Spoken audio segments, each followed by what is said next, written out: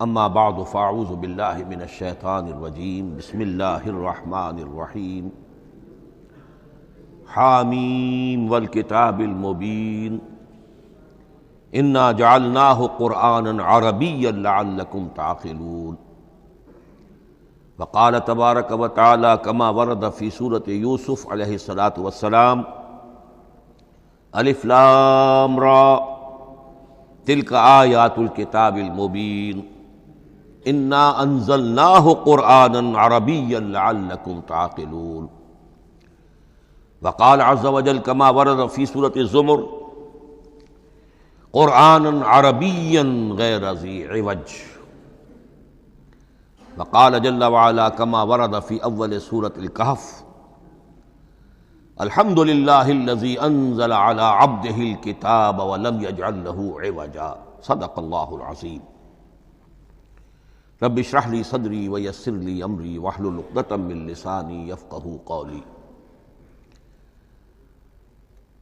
تعارف قرآن کے ضمن میں جو مباحث پہلی نشست میں مکمل ہو چکے ہیں اس میں ایک کمی رہ گئی تھی، اس کو پورا کر لیجئے۔ قرآن مجید کی 2 آیات کے بارے میں یہ روایت موجود ہے صحیح مسلم میں حضرت عبداللہ ابن مسعود رضی اللہ تعالی عنہ سے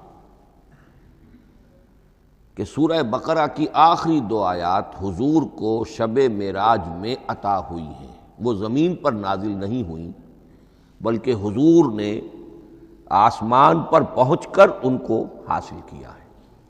یہ امت کے لیے شب معراج کے تحفے کے طور پر یہ 2 آیتیں آمن الرسول بما انزل الیہ من ربہ والمؤمنون کل آمن باللہ وملائکتہ وکتبہ ورسلہ لا نفرق بین احد من رسلہ وقالوا سمعنا واطعنا غفرانک ربنا والیک المصیر۔ پھر آخری آیت جس میں طویل ترین دعا ہے۔ یہ 2 آیات جو ہیں مستثنیٰ کر لیجئے تو باقی جو ہے قرآن مجید وہ پھر پورا حجاز میں زمین پر نازل ہوا ہے محمد رسول اللہ صلی اللہ علیہ وسلم کے قلب مبارک پر۔ اب جو اگلی بحث ہے اس تعارف قرآن کے ضمن میں، قرآن کی زبان کون سی ہے؟ یہ سب جانتے ہیں عربی زبان ہے، لیکن کون سی عربی؟ عربی کوئی ایک نہیں ہے۔ جیسا کہ آپ کو معلوم ہے کہ ایک زبان ہوتی ہے پھر اس کے ڈائلیکٹس ہوتے ہیں۔ پنجابی زبان کے نہ معلوم کتنے ڈائلیکٹس ہیں، بنگلہ زبان کے نہ معلوم کتنے ڈائلیکٹس ہیں، پشتوں کے کتنے ڈائلیکٹس ہیں۔ عربی زبان کے اس وقت پورے عالم عرب کے اعتبار سے تو دیکھیے تو ہر ملک کا جو ہے اپنا لہجہ ہے اور ان کے اپنے انداز ہے۔ تو خود نزول قرآن کے وقت بھی پورے جزیرہ نمائے عرب میں کوئی ایک زبان نہیں تھی، زبان ایک تھی لیکن اس کے لہجے مختلف تھے، الفاظ مختلف تھے۔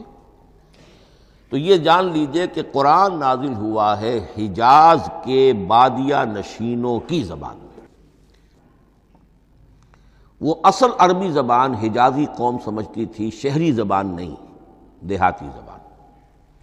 یعنی کہ شہروں میں دوسرے ملکوں کے لوگ آتے جاتے رہتے تھے، خاص طور پر مکہ مکرمہ جو ہے وہ تو چونکہ ایک بہت بڑا تجارتی مرکز تھا۔ لإلاف قریش إلافہم رحلۃ الشتاء والصیف فلیعبدوا رب ھذا البیت۔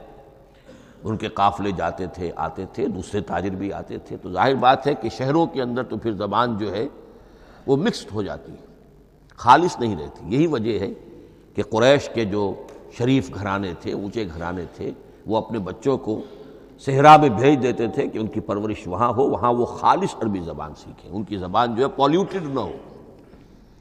تو بادیہ نشین حجاز کے، نجد کے نہیں، حجاز کے بادیہ نشین، ان کی زبان میں قرآن نازل ہوا ہے۔ یہ آیتیں اس سے پہلے بھی سامنے آ چکی ہیں سورہ زخرف کی، انا جعلناہ قرآنا عربیا لعلکم تعقلون۔ ہم نے اس اپنے کلام قدیم کو عربی زبان کا جامہ پہنایا ہے۔ انا انزلناہ قرآنا عربیا، یہ سورہ یوسف کی آیات، ہم نے اتارا ہے اسے قرآن عربی بنا کر، قرآنا عربیا لعلکم تعقلون۔ سورہ زمر میں قرآنا عربیا غیر ذی عوج، یہ عربی مبین میں ہے، صاف ستھری دھلی ہوئی عربی زبان جس میں کہیں کوئی ٹیڑھ نہیں ہے، کوئی ایچ پیچ نہیں ہے۔ اور یہی پھر سورہ کہف میں جو ایک ترانہ حمد اللہ نے ہمیں سکھایا ہے کہ میرے اس انعام عظیم پر میرا شکر ادا کیا کرو، تو کن الفاظ میں الحمدللہ الذی انزل علی عبدہ الکتاب ولم یجعل لہ عوجا۔ تو یہ عربی مبین جو ہے اگرچہ اصلاً ہے بادیہ نشین حجاز کے، البتہ یہ کہ عرب کے دوسرے قبائل کے بھی ان کی زبانوں کے بعض الفاظ اس میں آئے ہیں۔ اس سے آگے بڑھ کر یہ کہ بعض معرب الفاظ بھی ہیں، ہندی زبان کا کوئی لفظ اس نے عربی کا جامہ پہن لیا، فارسی زبان کا کوئی لفظ اس نے عربی کا جامہ وہ بھی قرآن میں بعض ہیں، استثناءات ہیں یہ۔ جیسے سنگ گل، یہ فارسی زبان کا لفظ ہے، سنگ گل، وہ سجیل بن کر قرآن مجید میں آ گیا ہے، حجارۃ من سجیل، یہ جو الم تر کیف فعل ربک باصحاب الفیل سورہ فیل میں ہے، سنگ گل کا سجیل بنا۔ اس طرح کے کچھ اور الفاظ بھی ہیں، لیکن یہ سمجھیے کہ ایکسیپشنز پروو دی رول، یہ استثناءات ہیں، قاعدہ اپنی جگہ پر قائم رہے گا کہ یہ حجاز کے بدوؤں بادیہ نشینوں کی جو زبان تھی اس میں قرآن نازل ہوا ہے۔ اس قرآن کے بارے میں، اس کی زبان کے بارے میں جو چند پہلو سامنے رہنے چاہیے، فصاحت اور بلاغت کی معراج، یہ میں بعد میں قرآن کے وجوہ اعجاز پر جب بحث کروں گا کہ یہ کس کس اعتبار سے معجزہ ہے، تو وہاں زیادہ تفصیل سے یہ بات آئے گی کہ عربی زبان کی فصاحت اور بلاغت کی معراج ہے۔ آپ کو معلوم ہے کہ آج بھی دنیا میں یہودی بھی ہیں جن کی مادری زبان عربی ہے، عیسائی بے شمار ہیں جن کی مادری زبان عربی ہے، ان کے ہاں بھی عربی ادب کی چوٹی کی کتاب جو پڑھائی جاتی ہے وہ قرآن ہے۔ یہ انہیں ماننا پڑتا ہے کہ عربی ادب کی جو آخری کتاب ہے، چوٹی کی کتاب ہے، وہ یہی ہے۔ یہودی بھی پڑھائیں گے، جیسے آپ انگریزی زبان پڑھنی ہے سمجھنی ہے تو شیکسپیئر کے بغیر آپ کیسے سمجھیں گے، اب وہ تو ایک سٹینڈرڈ ہے۔ اسی طریقے سے یوں سمجھیے کہ عربی زبان عربی ہونے کے اعتبار سے کلام اللہ ہونا اس پر ان کا ایمان نہیں ہے، لیکن یہ کہ عربی زبان کے اعتبار سے اس کی فصاحت اور بلاغت کا لوہا وہ مانتے ہیں۔ پھر اس میں ایک خاص ملکوتی غنا ہے، ڈیوائن میوزک، صوتی آہنگ ہے، عذوبت ہے، مٹھاس ہے۔ لاہور میں ایک صاحب ہیں جو پروفیسر ہیں فونیٹکس کے پنجاب یونیورسٹی میں، وہ کہتے ہیں میں ثابت کر سکتا ہوں کہ جتنے بھی آج دنیا میں اصول ہیں صوتی، یہ خود اپنی جگہ ایک بہت بڑی سائنس ہے، اس کے اعتبار سے میں ثابت کر سکتا ہوں کہ بلند ترین موسیقی قرآن مجید میں ہے، ملکوتی غنا۔ اسی لیے قرآن مجید کو اچھی سے اچھی آواز میں پڑھنے کی تاکید آئی ہے۔ زینوا القرآن باصواتکم، قرآن کو اپنی آوازوں سے مزین کرو۔ اسی طریقے سے من لم یتغن بالقرآن فلیس منا، جو قرآن مجید کو اچھی سے اچھے طریقے پر پڑھنے کی کوشش نہیں کرتا وہ ہم میں سے نہیں ہے۔ اسی طرح کے واقعات بھی ہوئے ہیں۔ حضرت ابو موسیٰ اشعری رضی اللہ تعالی عنہ، وہ بہت خوش الحان تھے، تو ایک روز حضور سفر رات کے وقت کہیں گشت پر تھے، جا رہے تھے ان کے مکان کے قریب سے، تو وہ اس وقت رات کی نماز میں قرآن پڑھ رہے تھے، تو حضور وہاں کافی دیر تک کھڑے ہو کر سنتے رہے۔ ظاہر بات ہے کہ اس وقت کے مکان کیا ہوتے تھے، ایک ایک حجرہ ہوتا تھا، یہ کوئی کئی کنال کی کوٹھیاں تو نہیں ہوتی تھی کہ کیا پتہ چلے ان کے اندر کیا ہو رہا ہے۔ وہ تو حضرت ابو بکر کے مکان کے پاس سے گزرتے تھے تو ان کی تلاوت سنتے تھے، حضرت عمر کے مکان کے قریب سے گزرے ان کی تلاوت سنی۔ حضرت عمر بلند آواز میں پڑھتے تھے، حضرت ابو بکر بڑی پست آواز میں پڑھتے تھے۔ حضور نے پوچھا کہ تم ایسا کیوں کرتے ہو؟ حضرت عمر نے کہا میں اس لیے کرتا ہوں، زور سے پڑھتا ہوں کہ شیطان بھاگ جائے۔ حضرت ابو بکر نے عرض کیا کہ میں اس لیے پڑھتا ہوں کہ جس کو میں سنا رہا ہوں وہ سنتا ہے، اس کو بلند آواز کی ضرورت نہیں۔ حضور نے کہا کہ ابو بکر تم ذرا اونچی کر لو آواز، اور عمر تم ذرا پست کر لو، ایوریج میں لے آؤ۔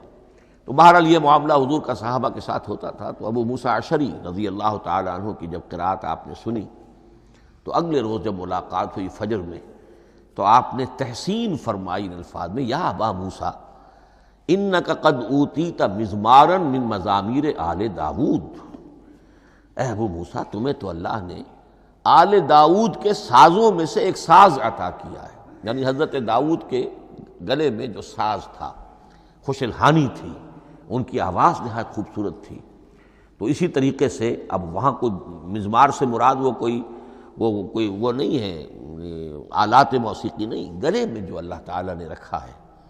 تو انک قد اوتیت مزمارا من مزامیر آل داؤد۔ ایک آخری بات یہ نوٹ کیجئے کہ قرآن مجید کا عظیم ترین احسان ہے عربی زبان پر۔ یہ یوں سمجھیے کہ ایک ستون کی طرح اس زبان کو ٹھہرا دیا ہے، اس کو سٹیبل کیا ہے قرآن مجید۔ آج بھی پوری دنیا میں جسے عرب کہتے ہیں فصیح زبان، لغہ فصحی، وہ ایک ہے، وہ قرآن ہی کی ہے۔ زبانیں بدلتی رہتی ہیں۔ اردو 300 سال پہلے کی دکن میں جب شروع ہوئی، وہ آج آپ پڑھ بھی نہیں سکیں گے وہ کیا اردو تھی ولی دکنی کی، پھر وہ کیا اس نے روپ بدلے ہیں، اب وہ اردو کس شکل میں ہے، فارسی کن کن شکلوں میں رہی ہے، مختلف، انگریزی کتنی شکلیں بدل گئی ہیں، لیکن عربی قائم ہے۔ اس کے لیے جیسے کہ قرآن مجید میں آتا ہے کہ ہم نے پہاڑ زمین میں گاڑ دیے اس کو سٹیبلائز کرنے کے لیے، ان تمید بکم، تمہیں لے کر زمین ایک طرف کو جھک نہ جائے۔ تو جس طرح یہ پہاڑ جو ہیں سٹیبلائزنگ ایفیکٹ رکھتے ہیں اس زمین کے لیے، اسی طریقے سے قرآن سٹیبلائزر ہے عربی زبان کا۔ اس کے اندر جو ایک ٹھہراؤ اور جماؤ پیدا کیا ہے، یہ قرآن مجید کا احسان عظیم ہے۔ تعارف قرآن کے ضمن میں اگلی گفتگو، قرآن کے اسماء و صفات۔ عربوں کا ایک خاص ذوق تھا، اور ظاہر بات ہے کہ اللہ تعالیٰ نے جب قرآن نازل کیا ہے تو عربوں کے ذوق کو بھی مد نظر رکھا ہے۔ ان کا ذوق کیا تھا؟ جس چیز سے انہیں محبت ہوتی تھی اس کے وہ بہت سے نام رکھتے تھے۔ گھوڑے کے لیے ہزاروں لفظ مل جائیں گے آپ کو، شیر کے لیے 5000 الفاظ مل جائیں، تلوار کے لیے 5000 الفاظ مل جائیں گے، یعنی اس شے کی جو بھی صفت ہے اس صفت کے اعتبار سے ایک نام، کوئی اور صفت ہے اس صفت کو ایک اور نام، تو وہ صفاتی نام۔ اب جیسا کہ آپ کو معلوم ہے اللہ کے 99 نام صفاتی تو ہے نا، اللہ کی ایک صفت دوسری صفت، اسی کے اعتبار سے اس کے نام ہیں۔ قرآن مجید کے اسماء علامہ جلال الدین سیوطی رحمۃ اللہ علیہ نے 55 شمار کیے، لیکن وہ بھی مکمل نہیں ہے لسٹ، اس لیے کہ اس میں ایک اہم نام برہان یہ شامل نہیں ہے۔ ان میں سے جو اہم اسماء ہیں میں آپ کو سنا دیتا۔ القرآن، جس پر گفتگو بعد میں ہوگی، اس لیے کہ سب سے زیادہ ایک رائے یہ ہے کہ یہ تو اس میں جامد ہے، اس میں علم ہے قرآن کے لیے، پراپر ناؤن ہے۔ الکتاب، الذکر، الہدی، النور، الفرقان، کلام اللہ، الوحی، روحا من امرنا۔ پھر اس کی صفات کے اعتبار سے الکریم، الحکیم، العظیم، المجید، المبین، رحمہ، العلی، بصائر، بشرا، بشیر، نذیر، عزیز، قرآن عزیز، بلاغ، بیان، احسن القصص، احسن الحدیث، موعظہ، شفاء، مبارک، مہیمن، قیم، مثانیہ، متشابہ۔ یہ میں نے آپ کو 23 نام بتائے ہیں، لیکن یہ کہ علامہ جلال الدین سیوطی نے 55 گنوائے۔ لیکن جو بحث دلچسپ ہے وہ یہ ہے کہ جو اس کے لیے لفظ القرآن ہے، اس کے معنی کیا ہیں اور یہ کس مصدر سے، کس مادے سے یہ لفظ بنا ہے۔ ایک رائے تو یہ ہے کہ یہ اس میں جامد ہے، یہ مشتق نہیں ہے، کسی مادے سے نکلا ہوا نہیں ہے۔ اور یہ بھی آپ نوٹ کر لیجئے، اللہ کے اسماء میں سے بھی ایک نام کو سمجھا جاتا ہے، وہ مشتق نہیں ہے، اس میں جامد ہے، اس میں علم ہے، اور وہ ہے اللہ۔ باقی سارے نام صفاتی ہیں، ایک نام، اس لیے اس میں ذات کہتے ہیں اس کو، اس میں ذات۔ لیکن یہ رائے متفق علیہ نہیں ہے، یہ کچھ لوگوں کی رائے ہے۔ ایک رائے یہ بھی ہے کہ یہ بھی اس میں علم نہیں ہے، یہ بھی مشتق ہے الہ سے۔ جیسے حکیم، یہ صفت ہے۔ الحکیم یہ اللہ کا نام ہو گیا۔ الہ ایک معبود، الالہ معبود برحق، الالہ وہ اللہ بن گیا، ایک رائے یہ۔ لیکن یہی اسی طریقے سے نوٹ کیجئے کہ قرآن مجید کے بارے میں بھی ایک رائے یہ ہے کہ القرآن اس کا اسم علم ہے، پراپر ناؤن ہے، یہ جامد ہے، یہ مشتق نہیں ہے، کسی اور مادے سے نکلا نہیں۔ لیکن جو اکثریت کی رائے ہے، جس پر تقریباً اجماع ہے، وہ یہ ہے کہ نہیں، یہ اس میں جامد نہیں، اس میں مشتق ہے۔ لیکن پھر دو رائے ہیں کہ مادہ کیا ہے۔ ایک قرن قاف را نون اور ایک قرا قاف را حمزہ، یہ دو مختلف مادوں کے بارے میں رائے ہے کہ قرآن ان سے نکلا ہے۔ قرن کہتے ہیں کسی چیز کا قریب ہو جانا، جڑ جانا، مل جانا۔ یہ حج کی جو تین شکلیں ہیں، حج تمتع ہے، حج قران ہے اور حج افراد ہے۔ قران کیا ہے؟ ایک ہی احرام میں عمرہ بھی اور حج بھی دونوں کو جمع کر لیا جائے تو یہ حج قران ہے۔ اسی سے قران الصعدین کا لفظ استعمال ہوتا ہے۔ قرینہ اور قرائن جو ہے اسی سے الفاظ۔ امام فرا کی رائے یہ ہے کہ قرن سے یہ قرآن بنا ہے، اس لیے کہ اس میں بھی اللہ تعالیٰ کی آیات جمع ہو گئی۔ اسی طرح قرأ قاف را اور حمزہ، اس قرات کا مصدر بھی بن جاتا ہے، جیسے رجحان، را جیم ہے، رجح سے رجحان، غفران، غفرانک ربنا، پروردگار ہم تیری مغفرت کے خواستگار ہیں۔ اسی طرح قرآن قرأ سے بنا ہے۔ مفعول جو ہے وہ مصدر کے معنی میں آ جاتا ہے، یعنی پڑھی جانے والی شے۔ اور ایک قرأ آتا ہے عربی زبان میں، قرأت الماء فی الحوض، میں نے پانی جمع کر لیا حوض کے اندر، بارش ہوئی میں نے کچھ پانی حوض میں جمع کر لیا، قرأت الماء فی الحوض۔ اسی سے قریہ کا لفظ بنا، قریہ بستی کو کہتے ہیں جہاں لوگ جمع ہو کر رہتے ہیں، قریہ۔ تو اس معنی میں یہ قرآن جو ہے یہ جمع ہے اللہ تعالیٰ کی اسماء صفات اور اللہ کی ذات جو ہے اور اس کی آیات کا جامع ہے۔ یہ ہے لفظ قرآن کی بحث۔ اگلی بحث اور بڑی اہم ہے اور دلچسپ ہے، قرآن کا اسلوب کلام کس کیٹیگری میں فال کرتا ہے؟ قرآن کیا ہے؟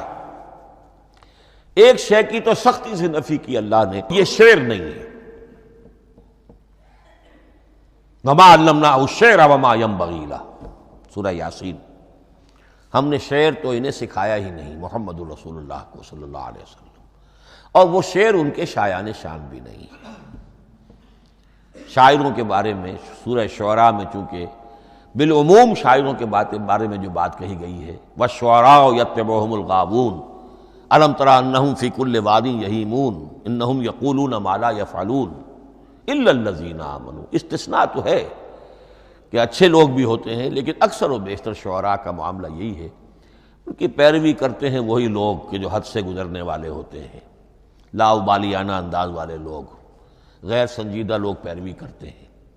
خود وہ بھی زمین و آسمان کے قلابے ملاتے ہیں، کبھی ادھر کی بات کبھی ادھر کی بات۔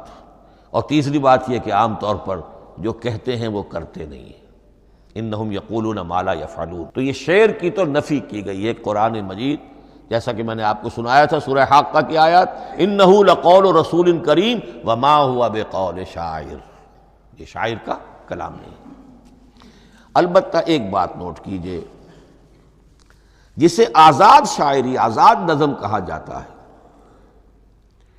وہ میرا گمان یہ ہے، میں نے چونکہ ان چیزوں کا کوئی تحقیقی مطالعہ نہیں کیا ہے، کہ شاید وہ ہے ہی قرآن سے ماخوذ آزاد شاعری۔ اس میں وزن نہیں ہوتا، ردم ہوتا ہے۔ آزاد شاعری کے اندر ایک ردم ہوتا ہے، وزن نہیں ہے، ایک مصرع اتنا سا، ایک بڑا لمبا چوڑا، لیکن ردم رہے گا۔ یہ جو آزاد شاعری، بلینک ورس جس کو آپ کہتے ہیں، میرا گمان یہ ہے کہ شاید دنیا میں اس کا رواج قرآن کے بعد ہی ہوا ہو، اور قرآن مجید ہی کی نقالی میں یہ صنف جو ہے ادب کی وہ ایجاد کی گئی ہو۔ واللہ عالم، میں یہ بات دعوے سے نہیں کہہ سکتا، گمان ہے میرا۔ البتہ یہ کہ اب اس سے آگے چلیے، شعر نہیں ہے، نثر ہے، لیکن نثر کے اعتبار سے بھی کون سی کیٹیگری میں آئے گی؟ کیا یہ کتاب عام معنی میں جسے ہم کتاب کہتے ہیں وہ کتاب ہے؟ ایک تو وہ بات تھی نا جو اقبال کے حوالے سے میں نے آپ سے کہی، کتابیں نیز چیزیں دیگر است، اس وقت وہ بات نہیں میں کہہ رہا۔ عام کتابوں سے اس کا فرق کیا ہے؟ ایک کتاب ہوتی ہے، اس میں ہر چیپٹر میں ایک بحث مکمل ہو جاتی ہے، اگلے چیپٹر میں پھر لوٹا کر آپ پہلے چیپٹر کی کوئی بات نہیں کریں گے، پھر وہ بات آگے چلے گی، ابواب ہوں گے، ابواب میں مضمون کے مطابق مضمون آگے بڑھتا چلا جائے گا۔ کتاب کا یہ لازمی وصف ہے۔ قرآن مجید عثمانی میں کتاب نہیں ہے، اس میں قصہ آدم و ابلیس 7 جگہ آ رہا ہے، بار بار آ رہا ہے، سورہ بقرہ میں، سورہ اعراف میں، سورہ ہجر میں، سورہ بنی اسرائیل میں، سورہ کہف میں، پھر سورہ طٰہٰ میں، چلتے جائیے، سورہ صاد میں حضرت موسیٰ علیہ السلام کا قصہ کتنی مرتبہ آ رہا ہے۔ تو قرآن مجید اس کتاب کی کیٹیگری، اس کی ڈیفینیشن پر پورا نہیں اترتا۔ دنیا میں جو کتاب کا معیار ہے، عام اس کا جو اسلوب ہے، اس کی جو ڈیفینیشن ہے، ایک شکل ہوتی ہے مجموعہ مقالات، وہ بھی نہیں ہے، اس میں ہر مقالہ اپنی جگہ پر ایک مکمل شے ہوتی ہے، لیکن یہ کہ وہ دوسرے مقالات سے تو مختلف ہوگی، یہ مجموعہ مقالات بھی نہیں۔ اس کا اسلوب جو ہے وہ خطبے کا ہے، اوریشن، اور یہ کہا جا سکتا ہے it's a collection of divine orations, یہ اللہ تعالیٰ کے خطبات کا مجموعہ ہے۔ مختلف اوقات میں خطبے نازل ہوتے تھے حضور پر صلی اللہ علیہ وسلم، اور یہ بھی جان لیجئے کہ عرب میں ادب کی 2 ہی صنفیں تھیں جو معروف تھیں، یا شعر یا خطبہ، یا خطیب ہوتے تھے بڑے شعلہ بیان خطیب، اور یا شاعر ہوتے تھے۔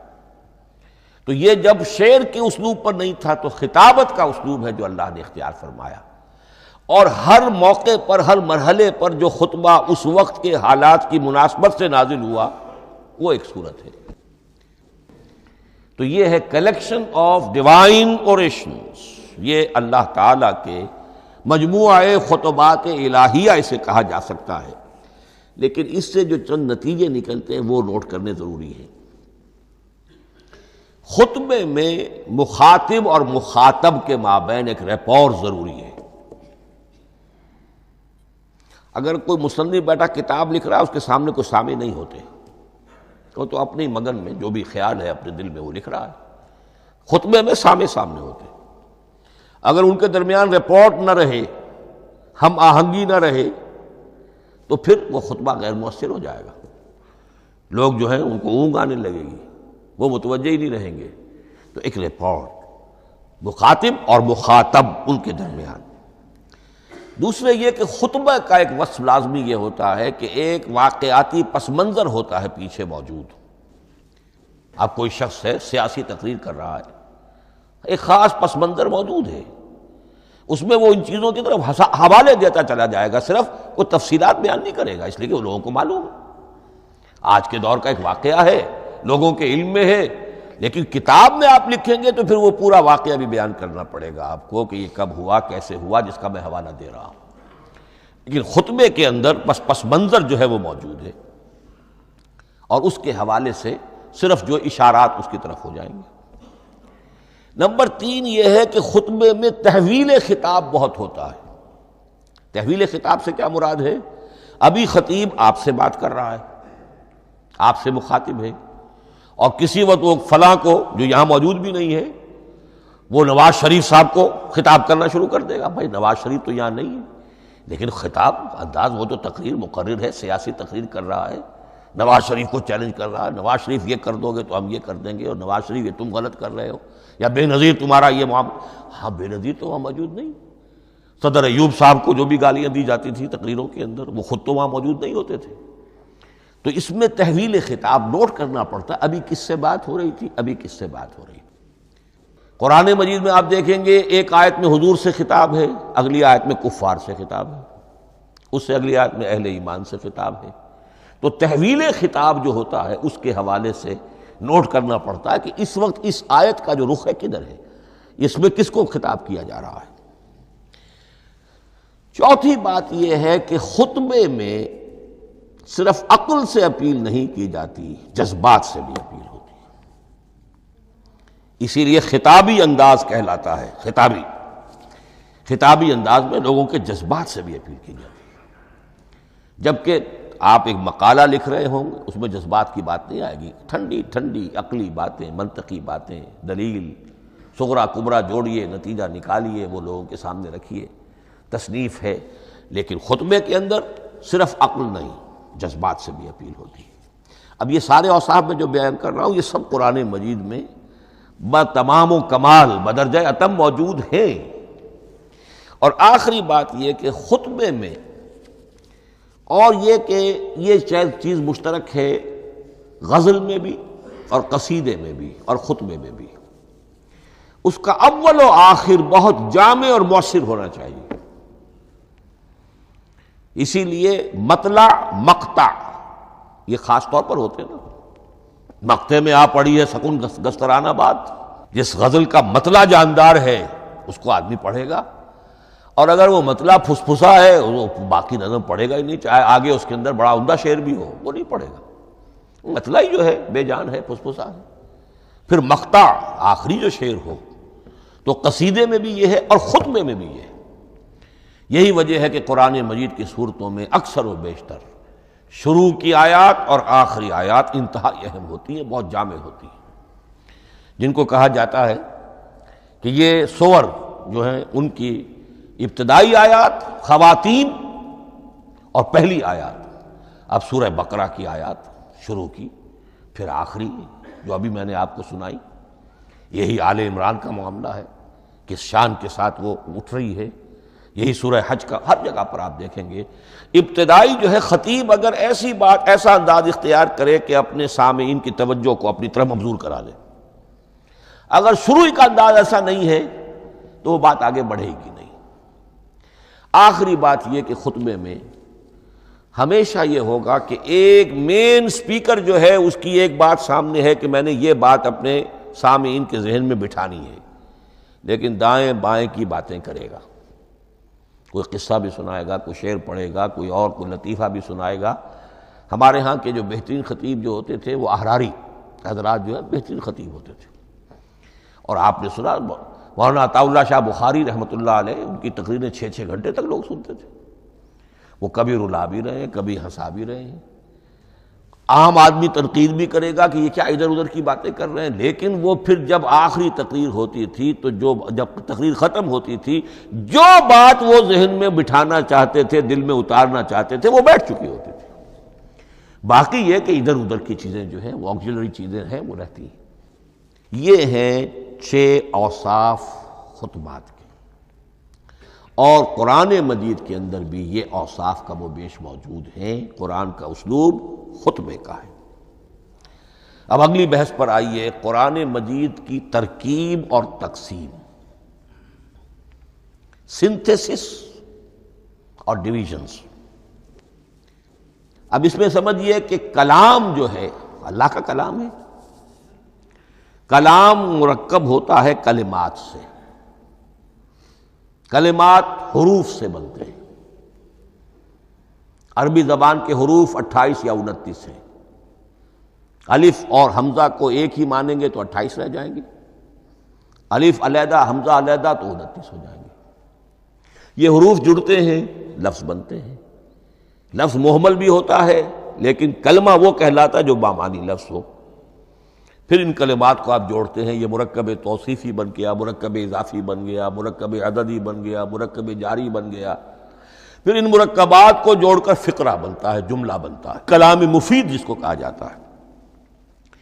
قرآن مجید کے اعتبار سے علامہ سیوطی نے مخصوص جو قرآن کی اصطلاحات ہیں ان کے حوالے سے ایک بات کہی ہے، لیکن واقعہ یہ ہے کہ قرآن کی اصطلاحات خود اپنی ہیں، دنیا کی دوسری کسی بھی اصطلاحات پر ان کو قیاس نہیں کیا جا سکتا۔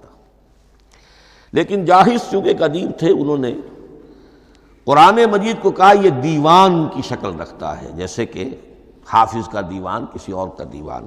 سورتیں جو ہیں وہ قصیدوں کی شکل میں ہیں، بیت شعر آیت ہے۔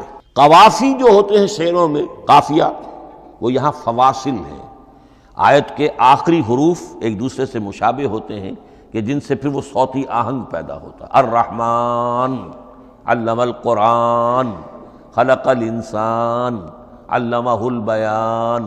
اب یہ ایک فواصل جو ہیں وہ جڑتے چلے جاتے ہیں، ان میں آہنگ پیدا ہوتا ہے. لیکن حقیقت کے اعتبار سے پہلی بات یہ نوٹ کیجئے، قرآن مجید کی اکائی ہے آیت. اسے نہ آپ جملہ کہہ سکتے ہیں نہ فقرہ کہہ سکتے ہیں. انگریزی میں ہمارا چونکہ بائبل کے لیے بھی جب ورس کا لفظ آ جاتا ہے تو انگریزی تراجم میں، انگریزی تحریروں میں، مقالوں میں ورس قرآن مجید کی آیت کے لیے لفظ آ جاتا ہے، ورس نمبر فلاں. بالکل غلط ہے. قرآن کی آیت یہ اس کا اپنی اصطلاح ہے، اپنا مفہوم ہے. لغوی مفہوم کیا ہے؟ نشانی. آیت نشانی. قرآن کی ہر آیت اللہ کے علم اور حکمت کی نشانی ہے. اب قرآن کی آیتیں نوٹ کیجئے، صرف حروف پر بھی مشتمل ہے. الف لام میم حروف مقطعات اور آیت بن گئی. وہ مرکبات ناقصہ پر بھی مشتمل ہے. والعصر مرکب جاری ہے، حرف جار، آیت ہو گئی. پورے جملے پر بھی مشتمل ہے، ان الانسان لفی خسر، ایک جملہ ہے. اور 10 جملوں پر بھی مشتمل ہے. اللہ لا الہ الا ھو الحی القیوم لا تاخذہ سنۃ ولا نوم لہ ما فی السماوات وما فی الارض الی آخر الآیہ. آیت الکرسی کا انالیسس کیجئے، 10 جملے موجود ہیں اس میں. تو نوٹ کر لیجئے، یہ چیز توقیفی کہلاتی ہے. یہ کسی گرامر کے اصول پر نہیں ہے، کسی منطق کے اصول پر نہیں ہے. آیات قرآنیہ کی تعیین توقیفی ہے، یعنی حضور کے بتانے پر موقوف ہے. حضور نے بتایا والعصر، یہ آیت ہو گئی، آیت ہو گئی، ہم آیت مانیں گے. الف لام میم آیت ہو گئی. قاف حرف ایک ہے، یہ آیت نہیں ہے. نون ایک حرف ہے، آیت نہیں ہے. قاف والقرآن المجید ایک آیت بنی. نون والقلم وما یسطرون ایک آیت بنی. تو اس طریقے سے اس کو کہتے ہیں توقیفی.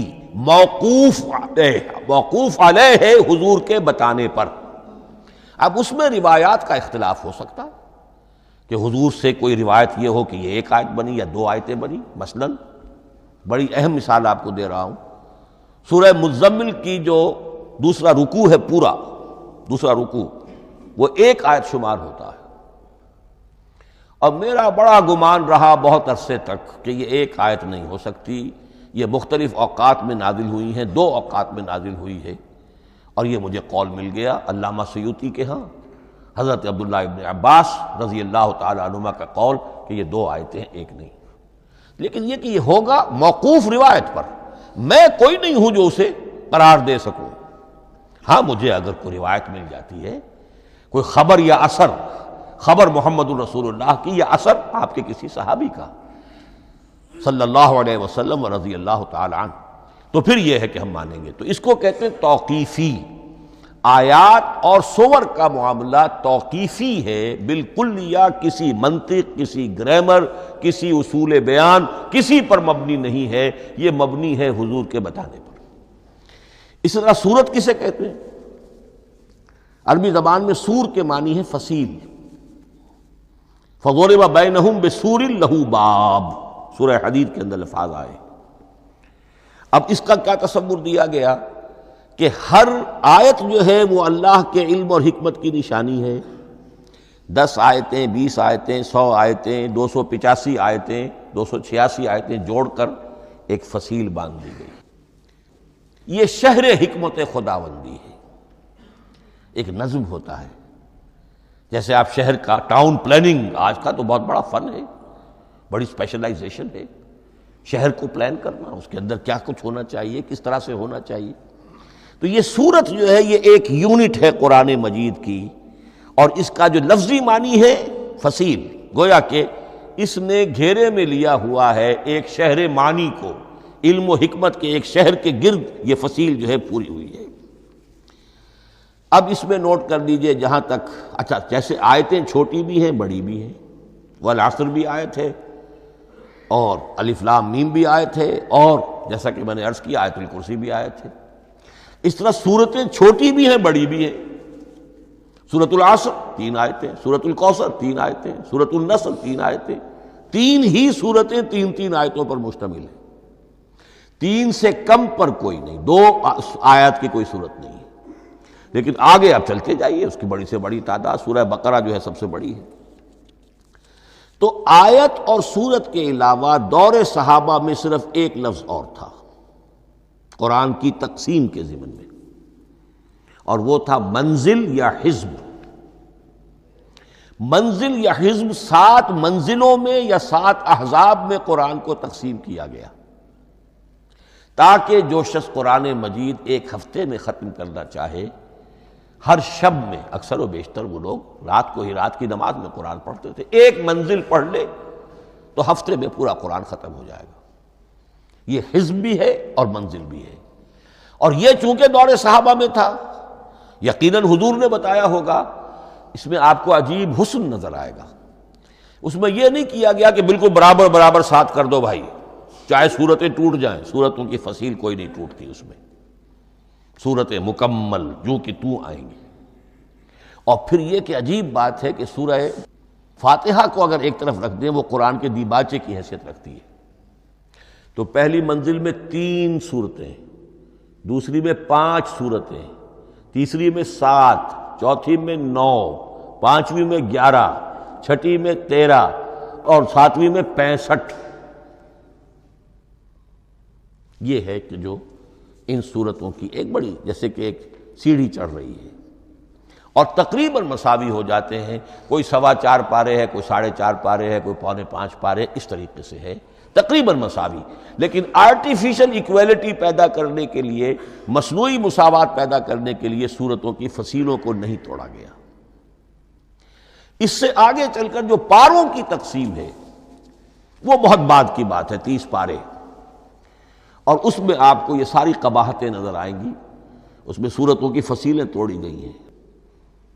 سورہ ہجر ایک آیت ادھر ہے، باقی ساری صورت جو ہے اگلے پارے میں فصیلیں توڑ دی گئی۔ معلوم ہوتا ہے کسی شخص کے پاس جو قرآن تھا مصحف، اس نے صفحے گنے، 7 سے 30 سے تقسیم کیا اور برابر صفحوں کے اندر وہ پارے بنا دیے۔ لیکن بہرحال دور صحابہ میں پاروں کا کوئی ذکر نہیں تھا، یہ بات کی بات ہے۔ دور صحابہ میں آیت، سورت اور حزب۔ اسی طریقے سے طویل سورتوں کو جو رکوعوں میں تقسیم کیا گیا، یہ بھی بات کی بات ہے۔ لیکن یہ جو تقسیم کیا گیا ہے سورتوں کو رکوعوں کی شکل میں، 35 صورتیں تو قرآن کی ایسی ہیں چھوٹی ہیں جو ایک ایک ہی رکوع پر مشتمل ہے۔ آخری پارے کی 37 صورتیں ہیں، پہلی 2 کی جو 2 رکوع ہے، باقی سب کی سب جو ہے وہ ایک ایک رکوع شمار ہوتا ہے۔ لیکن رکوع کیوں کیے گئے؟ لمبی صورتوں میں سے اگر کچھ حصہ پڑھنا ہے نماز میں، سورہ بقرہ پوری تو نہیں پڑھ سکتے آپ ایک رکعت کے اندر، تو اس کا وہ حصہ پڑھا جائے جس میں ایک مضمون پورا ہو جائے، مضمون نہ ٹوٹے، تاکہ وہاں پر رکوع کرے آدمی کہ جہاں پر کہ وہ مضمون ایک اعتبار سے مکمل ہو گیا۔ تو رکوع سے رکعت ہے، رکوع ہے، اس رکعت کے اندر ایک حصہ اتنا پڑھا جائے تاکہ مضمون جو ہے وہ خوبصورت رہے اور اس کا سلسلہ برقرار رہے۔ یہ تقسیم بھی اگرچہ بہت ہی ایک بدنام شخص ہے ہماری تاریخ کا، حجاج ابن یوسف، یہ اس کی ہوئی تقسیم ہے یا اس نے کرائی ہے، بہرحال اس کی طرف منسوب ہے، اور یہ بات ماننی پڑتی ہے کہ بڑے گہرے غور و فکر سے تقسیم کی گئی ہے، الل ٹپ نہیں ہے، بلکہ اس کے لیے واقعتاً غور کر کے جہاں وہ مضمون ختم ہوتا ہے، کہیں کہیں آپ اختلاف کر سکتے ہیں اور آپ کو حق حاصل ہے، اس لیے کہ یہ چیزیں توقیفی نہیں ہیں، یہ حضور کی بتائی ہوئی نہیں ہے، نہ رکوعوں کی تقسیم۔ اب سعودی عرب میں جو قرآن مجید چھپ رہے ہیں ان میں حزب ہو گئے ہیں، یعنی ہر پارے کو پارے برقرار رکھ کر 8 حزب بنا دیے انہوں نے، 4 حزب بنا دیے اور پھر نصف حزب کر کے 8 حصے کر دیے۔ تو یہ چیزیں جو ہمارے ہاں رکوع تو پاروں سے ادھر ادھر ہو جاتے ہیں، پارا بدل گیا رکوع وہی چل رہا ہے، اس لیے کہ رکوع میں مضمون کو پیش نظر رکھا گیا ہے، جبکہ پارے میں مضمون کو نہیں سامنے رکھا گیا۔ تو رکوع کا معاملہ جو ہے چاہے وہ حجاج ابن یوسف ہی نے کیا ہے، لیکن یہ کہ بہرحال وہ بہت صحیح ہے، اکثر و بیشتر، کہیں کہیں آپ اس سے اختلاف کر سکتے ہیں۔ تو یہ تو اس کا ہم نے آپ کے سامنے رکھا سنتھیسس۔ اب اگلا موضوع ہے ترتیب و تدوین کیسے ہوئی. ان علینا جمعہ و قرآنہ، ہمارے ذمے ہے اس کو جمع بھی کرنا اور پڑھوانا بھی، اور پڑھوانے میں ترتیب آ جائے گی لازماً.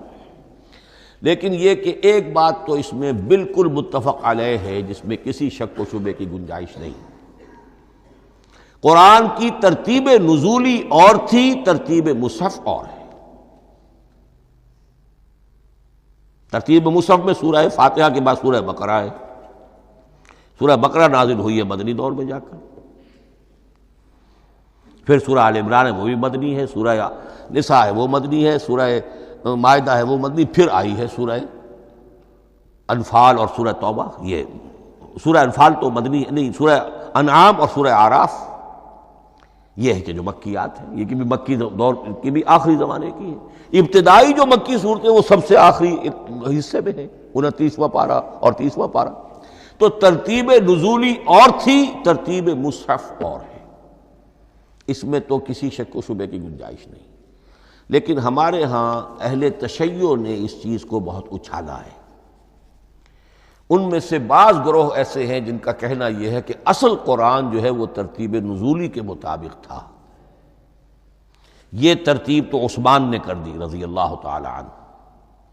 حضرت علی کے پاس اصل قرآن جو ترتیب نزولی کے مطابق تھا موجود تھا، اور اب بھی ان کے خیال میں جو ان کے امام غائب جو ہیں چھپے ہوئے ہیں غار میں، تو ان کے پاس وہ نسخہ اصل حضرت علی والا موجود ہے، اور جب وہ ظاہر ہوں گے تو اصل قرآن لے کر آئیں گے. یہ سارے شیعوں کا قول نہیں ہے، لیکن یہ کہ ان میں بہت سے لوگ ہیں کہ جو ان باتوں کو مانتے ہیں. جہاں تک اس بات کا تعلق ہے کہ حضرت علی نے ترتیب نزولی پر کوئی مصحف جمع کیا ہو، اس میں کوئی اشکال نہیں ہے، اس لیے کہ علمی طور پر یہ ایک بڑی عمدہ ایکسرسائز بنتی ہے. ایک زمانے میں بہت کوشش کرتا رہا ترتیب نزولی سے، اس لیے کہ ترتیب نزولی سے سیرت نبوی اخذ ہوتی ہے. پہلے کیا نازل ہوا، پھر کیا نازل ہوا، پھر کیا نازل ہوا. در حقیقت اگر آپ ترتیب نزولی سے قرآن مرتب کر دیں تو وہ سیرت النبی بن جائے گی. تو اس کو سمجھنے کے لیے ایک زمانے میں نے بڑی محنت کی ہے. لیکن ایک تو یہ کہ وہ یقین سے وہ باتیں ملتی نہیں ہیں، بعض روایات ہیں، لیکن یہ کہ پھر بھی آپ یقین سے نہیں کہہ سکتے. اکثر و بیشتر قرآن مجید میں لکھا بھی ہوتا ہے، ترتیب کے موٹی موٹی چیزیں معلوم ہیں نزولی ترتیب کی، لیکن یہ ہے کہ یقین کسی بات پر نہیں. تو پہلی بات یہ ہے کہ ہمارے نزدیک، اہل سنت کے نزدیک، اصل جو حجت ہے دین میں وہ ترتیب مصحف ہے. یہی ترتیب جو اس وقت مصحف عثمان کی ہے رضی اللہ تعالی عنہ، یہی ترتیب ہے لوح محفوظ کی، یہی ترتیب ہے ام الکتاب میں، یہی ترتیب ہے کتاب مکنون میں. اب اس کے سمجھیے کہ اس کی تدوین کن مراحل میں ہوئی. سب سے پہلے اس کے جو مراحل ہیں 3. خود نبی اکرم صلی اللہ علیہ وسلم کے زمانہ مبارک میں جمع اور ترتیب یہ ہو گئی، لیکن کتابی شکل میں نہیں، ما بین الدفتین نہیں. حضور نے لوگوں کو پڑھ کر سنایا، اس ترتیب سے سنایا جس ترتیب سے یہ مصحف میں اب موجود ہے. اور ہر رمضان میں حضرت جبرائیل دورہ کرتے تھے حضور کے ساتھ، جتنا کہ قرآن اس وقت تک نازل ہو چکا ہوتا تھا. اور آخری رمضان مبارک آپ کی حیات طیبہ کا جو تھا، اس میں 2 مرتبہ پورے قرآن کا دورہ ہوا. تو دورہ قرآن بغیر ترتیب کے تو نہیں ہو سکتا. تو یہ ترتیب حضور کی ہوئی ہے، توقیفی ہے، اور حضور ہی نہیں اللہ کی ہوئی ہے. یہی ترتیب لوح محفوظ میں، کتاب مکنون میں اور ام الکتاب میں ہے. اور یہ ترتیب حضور دے کر گئے ہیں صحابہ کرام کو. حفاظ تھے، کتنے حفاظ جو ہیں جنگ یمامہ میں شہید ہو گئے، تبھی تو خیال آیا کہ اس کو کتابی شکل میں بھی مرتب کیا جائے. لیکن کتابی شکل میں جسے کہتے ہیں 2 گتوں کے درمیان ایک کتاب مجلد، اس صورت میں جہاں تک میں تحقیق کر سکا ہوں اور جہاں تک ہمارے اکثر و بیشتر لوگوں کی رائے ہے، حضور کے زمانے میں یہ اس طریقے سے ما بین الدفتین، 2 گتوں کے مابین ایک کتاب کی شکل میں قرآن موجود نہیں تھا. لوگوں کے سینوں میں محفوظ تھا، جیسے محمد الرسول اللہ کے سینے میں محفوظ تھا. ان علینا جمعہ، وہ جمع حضور کے سینے میں کیا اللہ نے. اسی طرح پھر صحابہ کرام بے شمار جو حفاظ تھے ان کے سینوں میں محفوظ تھا. دوسرا مرحلہ کب آیا؟ جب حضرت ابوبکر صدیق کے عہد خلافت میں جنگ یمامہ میں بہت سے حفاظ شہید ہو گئے۔ اب ایک تشویش پیدا ہوئی، ایسا نہ ہو کہ قرآن ضائع ہو جائے، لہذا اسے کتابی شکل میں مرتب کر لینا چاہیے۔ اس کے لیے پھر بہت سے صحابہ نے حضرت ابوبکر کو اپروچ کیا کہ جتنے قراء ہیں، جتنے کاتبین وحی ہیں، ان سب کو آپ جمع کیجئے اور جمع کر کے اس قرآن مجید کو ایک کتاب کی شکل میں جمع کر لیں۔ حضرت ابوبکر شروع میں بہت ریلیکٹنٹ رہے، ان کا ایک خاص مزاج تھا، اتباع رسول کا جذبہ انتہا درجے کا۔ جو کام حضور نے نہیں کیا میں کیسے کروں؟ اگر تو یہ کام واقعی کرنے کا تھا تو حضور کرتے، میں کیسے کروں؟ لیکن یہ کہ جب صورتحال بہت لوگوں کی طرف سے دباؤ پڑا کہ نہیں یہ کر لینا چاہیے، ان کے سامنے بھی حکمت آ گئی، تو پھر انہوں نے اتفاق کرتے ہوئے جتنے بھی کاتبین وحی تھے ان سب کی ایک کمیٹی بنائی اور ان کو کہا کہ اب اس قرآن کو مرتب کر کے ایک کتابی شکل دے دی جائے۔ وہ کتابی شکل حضرت ابوبکر کے دور میں ہو گئی۔ تیسرا مرحلہ کیا ہے؟ یہ کتابی شکل میں جب قرآن مجید آ گیا اور شروع میں یہ اجازت تھی کہ ہر قبیلے، ہر علاقے کے لوگ اپنے لہجے میں پڑھ لیں۔ اب پنجابی ہمارا مسلمان جو ہے وہ چاقو کو کاچو کہے گا تو وہ لکھے ہوئے کو بھی چاقو کو کاچو پڑھ کے نکلے جائے گا۔ تو مختلف لہجوں میں ہونے سے وہ ان کا جو ہے قرآن مجید بدل رہا تھا، کوئی کسی طرح پڑھ رہا ہے، کوئی کس طرح پڑھ رہا ہے۔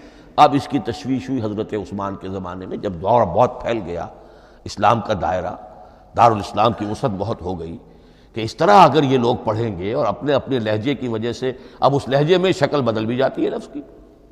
کاچو کو کاف الف چے واو لکھنا شروع کر دیں گے پھر کہ کاچو سنا ہم نے، تو چاقو تو سنا ہی نہیں۔ تو ایک لکشو ہے چاقو لکھ رہا ہے اور ایک کاچو لکھ رہا ہے، تو چاقو اور کاچو میں فرق ہو گیا۔ لہذا اس وقت پھر جو کام کیا گیا وہ یہ کہ ایک ہی رسم تحریر، رسم کتابت، رسم الخط میں قرآن مجید کے نسخے تیار کیے گئے۔ اصل میں ایک بہت بڑا مغالطہ ہو جاتا ہے ہمارے جمعوں کے خطبوں میں، حضرت عثمان رضی اللہ تعالیٰ عنہ کے نام نامی کے ساتھ وہ قوافی جو ہیں ان کی مناسبت سے جامع آیات القرآن عثمان ابن عفان رضی اللہ تعالیٰ عنہ، غالب علی کل غالب علی ابن ابی طالب رضی اللہ تعالیٰ۔ اب یہ جو جوڑتے ہیں قافیے، تو حضرت عثمان کے نام کے ساتھ یہ قافیہ جوڑ دیا، اس سے لوگوں کو مغالطہ بھی ہوا اور دشمنوں نے ایکسپلائٹ کیا کہ اس کا مطلب یہ ہے کہ قرآن تو جمع ہوا ہے حضرت عثمان کے زمانے میں، اور حضرت عثمان کے زمانے میں اور حضور کے زمانے میں کم و بیش 15 سال کا فصل تو ہو چکا، گویا کہ قرآن مرتب ہی ہوا ہے حضور کے انتقال کے 15 برس بعد۔ پھر حضرت عثمان کی شخصیت کو خاص طور پر جو سبائی فتنہ اٹھا تھا اس نے ایک ڈسپیوٹڈ پرسنالٹی بنا کے رکھ دیا ہے، نہیں معاذ اللہ، کوئی شک نہیں، لیکن یہ کہ ایک فتنہ اٹھا، فتنۃ الکبریٰ، اور حضرت عثمان رضی اللہ تعالیٰ عنہ کو انہوں نے بدنام کیا، لہذا اس کے نام سے اور بٹا لگ گیا، یہ مصحف عثمان ہے۔ یہ ہے اصل میں وہ حماقتیں کہ جو ہوئی ہیں ہم سے، یہ قافیے ملانے کی وجہ سے، حالانکہ حضرت عثمان کی شان جو ہے وہ در حقیقت جامع آیات القرآن نہیں ہے، جامع الامت علی رسم واحد، پوری امت کو ایک رسم الخط پر جمع کرنے والی شخصیت حضرت عثمان کی ہے۔ مثلا اب دیکھیے مالک یوم الدین کس طرح لکھیں گے؟ میم لام اور کاف، میم الف اور لام اور کاف لکھیں گے آپ، یہ غلط ہو جائے گا۔ میم پر کھڑا زبر ہوگا اور اس کو مالک پڑھیں گے، میم پر اگر کھڑا زبر نہیں ہے پڑا زبر ہے تو ملک پڑھیں گے، اور قراتوں میں یہ دونوں موجود ہے، ملک یوم الدین بھی ہے اور مالک یوم الدین بھی ہے۔ اگر آپ نے میم الف لکھ دیا ایک قرات نکل گئی، اب وہ اس میں آ ہی نہیں سکتی، وہ تو مالک ہی پڑھا جائے گا۔ یہ زیر زبر بھی جو لگے ہیں قرآن مجید میں، یہ بھی حجاج ابن یوسف کے زمانے میں لگے، اس سے پہلے نہیں تھے۔ اور یہ رموز و اوقاف، یہ آیتوں کے نشان اور یہ وقفہ بیچ میں، یہ بھی حجاج ابن یوسف کے زمانے کی چیزیں ہیں، ورنہ عربوں کے لیے تو ان کی اپنی زبان تھی، انہیں ان چیزوں کی ضرورت ہی نہیں تھی۔ آپ کو معلوم ہے پرانے زمانے کے جو منشی ہوتے تھے، انشاء پرداز، وہ جب خط لکھتے تھے تو اس میں نقطے وغیرہ نہیں لگاتے تھے. جس کو خط لکھا جا رہا ہے وہ توہین سمجھے گا کہ شاید مجھے جاہل سمجھا کہ نقطے بھی لگا کے بھیجا جا رہا ہے خط پر، گویا کہ میں تو سمجھ ہی نہیں سکتا بغیر نقطوں کے. تو یہ جو ہے پرانے جو شکستہ خطوط لکھے جاتے تھے ان کا یہ انداز تھا، لہذا کوئی نقطے وغیرہ نہیں تھے. یہ بھی بعد میں لگے. تو ملک یوم الدین، مالک یوم الدین، اس کی رسم آئے گا میم لام کاف، کھڑا زبر ہے مالک یوم الدین اور ویسے پڑا زبر ہے ملک یوم الدین. یہ رسم الخط ہے جس پر کہ حضرت عثمان رضی اللہ تعالی عنہ نے پوری امت کو جمع کر دیا اور اس کے نسخے تیار کرا کے، مختلف روایات میں آتا ہے 5 یا 7 نسخے تھے، ایک مدینہ منورہ میں رکھا اپنے پاس اور اسی پر ان کے خون کے دھبے بھی ہیں. اور وہ نسخہ قرآن مجید کا اب استنبول کے اندر ہے، توپ کاپی کا جو عجائب خانہ ہے، عجائب گھر ہے، جس میں جہاں نوادرات کے ساتھ ساتھ حضور کے بھی کچھ تبرکات اور جمع ہیں، وہاں وہ نسخہ موجود ہے. اس میں انگلی جو کٹی تھی حضرت نائلہ جو ان کی اہلیہ تھی، جب وار کیا گیا ہے حضرت عثمان پر، قرآن پڑھ رہے تھے، انہوں نے روکا اپنے ہاتھ سے تو ان کی انگلی کٹی اور اس کے خون کے قطرے جو ہیں وہ مصحف پر آئے. تو یہ وہ قرآن. پھر انہوں نے ایک مکہ مکرمہ میں، ایک دمشق میں، ایک کوفے میں، ایک یمن، ایک بحرین، ایک بصرہ، مختلف جگہوں پر وہ آفیشل ورشن قرآن کا صرف رسم الخط اسکرپٹ کے اعتبار سے. لیکن اب پھر نوٹ کر لیجئے، قرآن مرتب ہو چکا، مدون ہو چکا دور نبوی میں، لیکن کتابی شکل میں نہیں، سینوں میں محفوظ. دور خلافت ابی بکر میں وہ کتابی شکل میں لایا گیا اور اس کے لیے پھر بحث ہوئی کہ اب اس کا نام کیا رکھا جائے. اس کے لیے کئی نام تجویز ہوئے، سفر بھی، انجیل بھی، وغیرہ وغیرہ. لیکن پھر اس کو حضرت عبداللہ ابن مسعود رضی اللہ تعالی عنہ نے اہل حبشہ سے استشہاد کرتے ہوئے مصحف نام رکھا. مصحف، یہ مصحف بن گیا حضرت ابو بکر کے زمانے میں. لیکن مصحف کی قرأت کے جو فرق ہو رہے تھے تو وہ لکھنے کے اندر بھی فرق آنا شروع ہو گیا. اس کو دور کیا حضرت عثمان نے، اس کا آفیشل ورشن تیار کروایا، ایک رسم الخط پر پوری امت کو جمع کر دیا. باقی جو نسخے تھے انہیں آپ نے پھر ضائع کر دیا تاکہ کوئی اور یہ نہ رہے کہ اب یہ بھی ایک تھا پرانا نسخہ نکل آیا، اس میں تو یہ لفظ اس طرح لکھا ہوا ہے. تو جامع الامت علی رسم واحد، ایک ہی رسم الخط پر پوری امت کو جمع کرنے والی شخصیت وہ حضرت عثمان کی ہے رضی اللہ تعالی عنہ. بہرحال یہ نوٹ کیجئے کہ یہ مرحلہ بھی حضرت عثمان کے زمانے میں، تو یوں سمجھیے کہ حضرت عثمان کا پورا عہد بھی آپ جوڑ لیں تو آپ کی جو شہادت ہے وہ تقریباً یوں سمجھیے کہ حضور کے انتقال کے وہ 25 برس بعد ہے. گویا ربع صدی کے اندر اندر حضور کے انتقال کے بعد، چوتھائی صدی کے اندر اندر سارے مراحل طے ہو گئے. یہی وجہ ہے میں نے شروع میں آپ کو بتایا تھا کہ پوری دنیا یہ مانتی ہے کہ آج جو قرآن مسلمانوں کے پاس ہے یہ ہے وہی جو محمد عربی صلی اللہ علیہ وسلم نے اپنی امت کو دیا تھا. یہ دوسری بات ہے کہ ہم سمجھتے ہیں کہ محمد عربی صلی اللہ علیہ وسلم کو یہ اللہ کے کلام کی صورت میں حضرت جبرائیل نے پہنچایا تھا، وہ اس کو نہیں مانتے.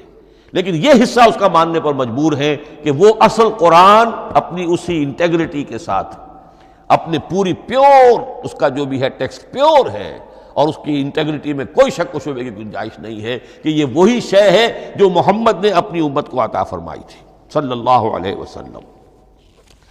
ایک آخری بات، چل میرے پاس 3 منٹ ہیں. یہ جو میں نے آپ کو ترتیب بتائی تھی قرآن کی، آیتیں، سورتیں، پھر حزب، اب اس میں ایک شے نوٹ کر لیجئے. آیت اللہ تعالیٰ کے علم و حکمت کا ایک نمونہ ہے. آیتوں کو جوڑ کر جب سورت بنائی تو آیتوں کے اندر جو ربط ہے، اس ربط آیات سے ایک اور معنی، ایک اور حکمت کا دروازہ کھلتا ہے. جیسے موتی ہے، ہر موتی بڑا خوبصورت ہے، لیکن جس ترتیب سے آپ نے پرویا، اس کو دھاگے میں ہار بنایا، اس ترتیب سے اس کا حسن دوبالا ہو جائے گا. ہر موتی کا اپنی جگہ پر ایک حسن ہے، لیکن اس ترتیب کی وجہ سے اس کے حسن کا ایک اور پہلو ظاہر ہوگا۔ اسی طرح قرآن مجید کی صورتوں میں ربط آیات بہت اہم ہے۔ ایک مرکزی مضمون ہوتا ہے ہر صورت کا، مرکزی مضمون عمود، اور اس کے گرد وہ ساری آیتیں اس طریقے سے گھوم رہی ہوتی ہیں، جڑی ہوئی ہوتی ہیں، جیسے کہ ایک دھاگے کے اندر پروئے ہوئے موتی ہوتے ہیں کہ جس کی جو ہار کی شکل اختیار کرتے ہیں۔ دوسری بات یہ، اکثر و بیشتر صورتیں قرآن مجید میں جوڑوں کی شکل میں ہیں۔ ایک مضمون کا ایک پہلو اس جوڑے کے ایک فرد میں، اور دوسرا پہلو اسی کا دوسرے فرد میں، جیسے معوذتین، دو صورتیں ہیں، مضمون ایک یہ تعوذ، معوذتین، الزہراوین، سورہ بقرہ سورہ آل عمران کو کہا گیا الزہراوین، حضور نے فرمایا دو نہایت تابناک صورتیں، بڑی روشن صورتیں۔ جیسے آپ دیکھیں گے یا ایھا المدثر یا ایھا المزمل قم اللیل الا قلیلا یا ایھا المدثر قم فانذر، ایک ہی طرح کا اٹھان ہے، حضور سے خطاب ہو رہا ہے۔ سورۃ الضحیٰ، سورۃ الانشراح، یہ تمام جوڑوں کی شکل میں۔ اسی طرح سورہ طلاق، سورہ تحریم، یا ایھا النبی اذا طلقتم النساء فطلقوہن لعدتہن یا ایھا النبی لم تحرم ما احل اللہ لک تبتغی مرضات ازواجک۔ شوہر اور بیوی کے درمیان تعلق یا تو اتنا گہرا ہو جاتا ہے کہ ایک دوسرے کے لحاظ میں وہ حدود خدابندی ٹوٹنے لگے، بیوی کی وجہ سے آپ نے کسی حرام شے کو حلال کر لیا یا حلال کو حرام کر لیا، بیوی کو ناپسند ہے وہ شے، تو حضور سے ذرا سا یہ ہو گیا تھا معاملہ۔ اپنی ازواج مطہرات حضرت عائشہ اور حضرت حفصہ رضی اللہ تعالی عنہما، ان دونوں کی رضا جوئی کے لیے وہ خاص قسم کا شہد ہے، قسم کھا لی آپ نے کہ میں اسے استعمال نہیں کروں گا۔ لما تحرم ما احل اللہ لک، اے نبی آپ کیوں حرام کرتے ہیں اپنے اوپر وہ شے جو اللہ نے آپ کے لیے حلال کی ہے؟ تبتغی مرضات ازواجک، اپنی بیویوں کی رضا جوئی میں۔ یہ ایک انتہا ہوئی۔ دوسری انتہا کیا ہے؟ میاں اور بیوی میں اتنا بودھ ہو جائے کہ طلاق تک نوبت آ جائے۔ تو سورۃ التحریم ایک انتہا کو بیان کر رہی ہے، سورہ طلاق اگلی اس کے ساتھ جڑی ہوئی وہ دوسری انتہا کو بیان کر رہی ہے۔ سورہ صف حضور کے مقصد بعثت کو بیان کر رہی ہے، سورہ جمعہ آپ کے طریقہ کار کو بیان کر رہی ہے۔ اس طرح قرآن مجید کی اکثر و بیشتر صورتیں جو ہیں وہ جوڑوں کی شکل میں ہیں۔ میرا خیال یہ ہے کہ وقت ختم ہو گیا ہے، اس مضمون کا تھوڑا سا حصہ باقی ہے، وہ انشاءاللہ میں اگلی نشست میں لوں گا۔ بارک اللہ لی ولکم فی القرآن العظیم ونفعنی وإیاکم بالآیات والذکر الحکیم۔